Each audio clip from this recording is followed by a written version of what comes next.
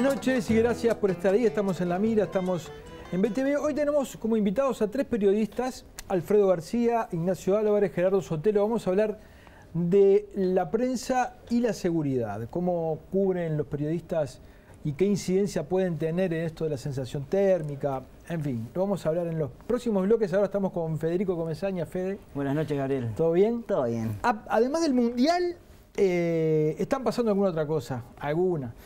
Una de ellas es el gobierno y la rendición de cuentas en el Parlamento, donde, bueno, el gobierno sabe que puede no contar con todos los votos de su partido, pero va a contar con los votos de la oposición. Pero vamos a dar un poco de contexto a la rendición, ¿te parece? Exactamente, porque esta rendición tiene la particularidad de ser una rendición de compromiso, una rendición que refleja una serie de restricciones que pautan en cierta medida el resultado final. Si no es menos, es porque hay restricciones que lo impiden. Si no es más, también es porque hay restricciones que lo impiden. Por eso hablábamos de restricción de cuentas cuando titulábamos la columna, porque justamente vamos a analizar cuáles son las fuerzas que empujan para un lado y para el otro los números tal cual los presenta el gobierno.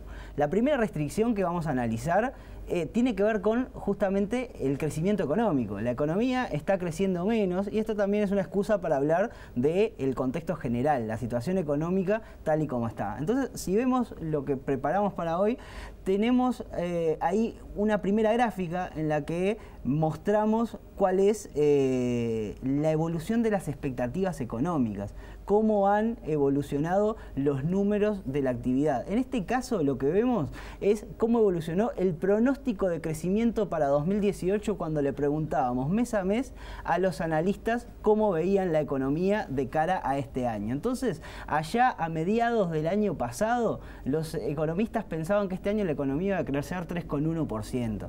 Acá más entrado este año, ya en marzo, los economistas decían, bueno, 3,4% vamos a crecer. Hoy, cuando se les pregunta, plantean un 2,6. Cayó, ¿no? El gobierno espera un 2,5 según lo que plantea en la rendición de cuentas. Esto habla de una desaceleración económica. La economía crece, pero está creciendo menos de lo que se esperaba que creciera a esta altura. Y eso pauta un poco los números. Esto tiene que ver con muchas cosas. En particular, hay elementos de contexto externo. Argentina está presentando problemas serios. Brasil está presentando problemas serios. Hay problemas de competitividad muy graves en la economía. Uruguay está caro respecto al resto del mundo. Hay una serie de problemas que también se juntan con circunstancias muy coyunturales, como tiene que ver la situación climática en el agro, que terminó impactando fuerte sobre estos indicadores. Entonces, la situación económica lleva a un crecimiento menor, y un crecimiento menor implica menos recaudación de la esperada, y eso pone, digamos, una cota sobre los números con los que dispone el gobierno para repartir entre las distintas prioridades. Y eso se da además en un contexto en el cual no se generan puestos de trabajo. Entonces, cuando vemos lo que está pasando a nivel del mercado laboral, lo que vemos es justamente esto, y estos son datos del Ministerio de Economía en la rendición de cuentas, que 2018 va a seguir cayendo la cantidad de puestos de trabajo que hay en la economía. Aunque la economía crezca unos puntos. La economía sigue creciendo, pero ya vemos que se acumulan varios años, y esto es el pico de empleo, se generó en 2014 y desde entonces se viene perdiendo puestos de trabajo. Y este año se va a volver a perder puestos de trabajo, lo que agrava otro problema que tiene que ver con el financiamiento de la seguridad social. Ya hoy en día, si juntamos BPS, déficit de BPS, que subsana cuentas generales, el déficit de la caja policial y sobre todo el déficit de la caja militar, entonces estamos en casi 1.500 millones de dólares, 2,2% del PBI. Es una cifra enorme que se agrava cuando la situación de empleo todavía se agrava aún más en la economía. Entonces, por ese lado también tenemos un desestabilizador de las cuentas públicas que se suma a un contexto complicado. Eso por el lado del crecimiento económico y del contexto macroeconómico en sí. El segundo elemento, la segunda restricción, tiene que ver con la situación fiscal. los números están en una situación preocupante. Y eso lo vemos en cifras que se conocieron el viernes. El viernes se conoció el dato de déficit fiscal de mayo y se conoció el dato de deuda pública del primer trimestre del año. El déficit está en 4% del PBI. Acá vemos la serie histórica y marcamos acá lo que es el dato, el último, el de mayo, y acá vemos 12 meses cerrados a mayo de cada año cómo estaba el déficit. Hay que remontarnos a 2003 para tener un panorama peor que este. Con lo cual, esto los analistas no esperan que se mantenga, se esperan que baje un poco. Cuando vemos las expectativas del gobierno, y el gobierno lo que espera hoy en día es que la situación, ahora vamos a ver las expectativas, pero que la situación vaya mejorando paulatinamente. Otro dato que se conoció, la deuda pública. La deuda pública viene en aumento. Y acá vamos a detenernos a analizar. Allá en el año 2006 teníamos una deuda del 83% del PBI.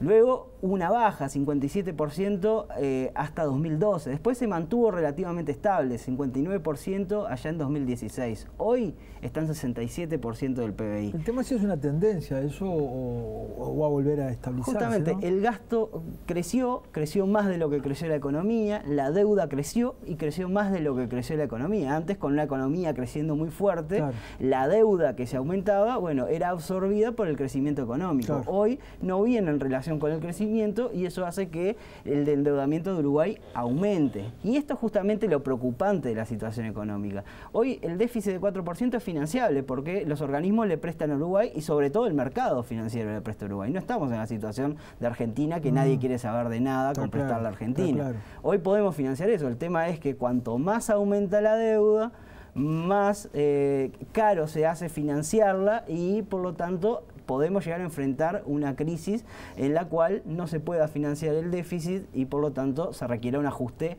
brusco y de una magnitud importante. Y ese es el gran temor que tiene el equipo económico, que se nos retire la confianza que las calificadoras de riesgo nos dan de tener el grado inversor, aún con estos números que es una deuda bastante más alta que países que están en una situación similar a Uruguay. Cuando vemos en perspectivas, bueno, el gobierno espera esto, un déficit bajando de que cierren 3,3 este año, 2,8 el año que viene, y que termine en 2,5 en 2020. El gobierno había prometido terminar la gestión en 2,5, ahora lo corrió un año más, que es lo mismo que decir no lo voy a cumplir, porque le está adjudicando al gobierno que viene ese año de mayor restricción a nivel fiscal.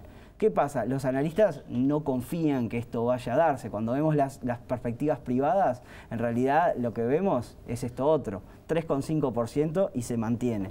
¿Por qué? Porque los analistas le adjudican un peso importante a la tercera restricción, que es la campaña electoral. Ajá. Porque esto es lo que impide históricamente, en los años de campaña electoral, siempre Fito menciona eso, ¿no? Históricamente, en los años de campaña electoral, el gasto aumentó, siempre. Exactamente. Si vemos la última gráfica, lo que muestra es eso. Acá hicimos un promedio del déficit fiscal de los distintos años de gobierno, en todos los gobiernos desde el 85 hasta ahora. Perdóname, Fede, que no había visto que tenías esta gráfica. Y lo que vemos es justamente, los gobiernos arrancan con cierto desequilibrio, acá un promedio de 2,5%, después año 2 y año 3 baja, empieza a subir despacio en el año 4 y en el año 5 vemos esto. Es caricaturesco, es tremendo. Que todos los gobiernos lo han hecho. El único que no lo hizo o no pudo hacerlo es el de Jorge Valle, que enfrentaba un contexto muy particular. Pero en definitiva hay una cultura política que empuja a gastar más en el año electoral. Campaña electoral, proselitismo. Y ya lo vemos en las declaraciones. Lo decía Juan Castillo, lo decía el ministro de Trabajo. Lo que hay hoy en día es una demanda hacia el gobierno de que cumpla con las promesas electorales. Lo que le están pidiendo desde la fuerza política al gobierno es que logre cumplir con las promesas. Un programa de gobierno que ya lo analizamos en este espacio desde el año 2014 era un programa muy ambicioso, muy difícil de financiar, aunque el contexto económico fuera otro. Y eso le están cobrando desde la fuerza política. Y cuando la gente quiera ver qué pasó con el plan de cuidados, qué pasó con el 6% para la educación. Y bueno, justamente se va a enfrentar a esto, a una restricción fiscal que no permite justamente dar más de lo que el gobierno hoy está dando. ¿Cuántos frentes había para hablar sobre la rendición de cuentas, Fede? Muchas gracias. Por favor. Muchas gracias. Nos vamos a una tanda y ya volvemos.